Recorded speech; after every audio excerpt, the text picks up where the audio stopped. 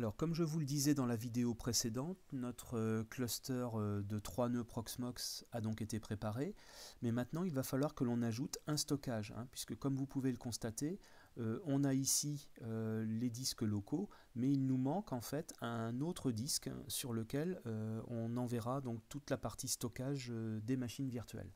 Alors déjà, il va falloir qu'on arrête les VM. Alors pour arrêter un nœud, si vous voulez faire ça proprement, vous pouvez donc tout simplement cliquer sur le nom du nœud et ici vous avez le bouton arrêter. Donc on va fermer le nœud PVE1. On peut faire la même chose après sur PVE2. Alors on va aller sur PVE2 pour qu'on n'ait pas de souci de connexion. PVE2, arrêter. Donc on peut arrêter un nœud quand on est en mode route, bien entendu. PVE3, on va arrêter le nœud également. Voilà, et on va patienter le temps que les nœuds s'éteignent. Alors vous voyez, on le voit, on est sur PVE3 et on voit l'extinction des différents nœuds ici au fur et à mesure. Alors, une fois que les nœuds sont arrêtés, vous retournez dans l'interface de VirtualBox et là on va devoir donc ajouter un disque dur supplémentaire parce qu'on a simplement un disque d'origine. Donc ici on va commencer par le PVE1, configuration, et on va aller sur stockage. Alors, ici on voit bien le PVE1 VDI que nous avions initialement créé avec 20 Go. Alors on va rajouter un autre disque, donc par exemple ici de 20 Go également, pour pouvoir accueillir nos machines virtuelles. On installera une Debian un petit peu plus tard. Donc ici vous cliquez sur PVE1 VDI, et à ce niveau-là vous avez ici la possibilité de choisir ou de créer un disque. Alors c'est ce que l'on va faire. On va aller sur Choose and Create et là on va créer. Donc on va créer un disque. Allez, on va faire par exemple 20 Go ici et on va faire créer.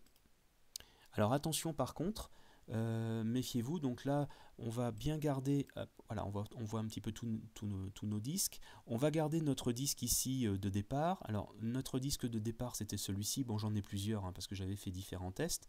Donc je vais rester sur PVE1 VDI 20 Go, donc ça je garde ça. Par contre là je vais pouvoir ajouter, donc vous cliquez sur le contrôleur SATA et vous allez pouvoir ajouter un autre disque.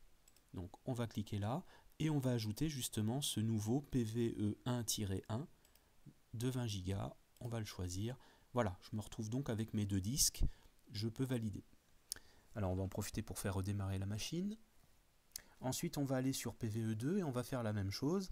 Donc on retourne sur la configuration, stockage. Alors à ce niveau-là, PVE2 VDI, on va cliquer sur choisir. Là on va faire une création. On va créer un autre disque de 20 Go également.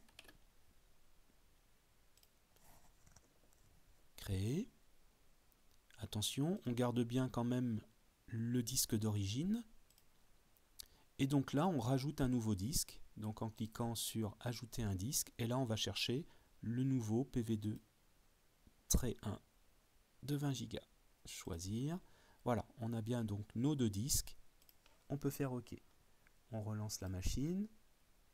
Et on va faire de même avec PVE3. Donc on va attendre un petit peu. Donc voilà, les machines sont en train de démarrer. Ouais, on va patienter le temps du démarrage. Et on ajoute donc le disque sur la machine PVE3. Donc même principe, configuration, stockage. Donc on va choisir de créer un disque. 20 Go.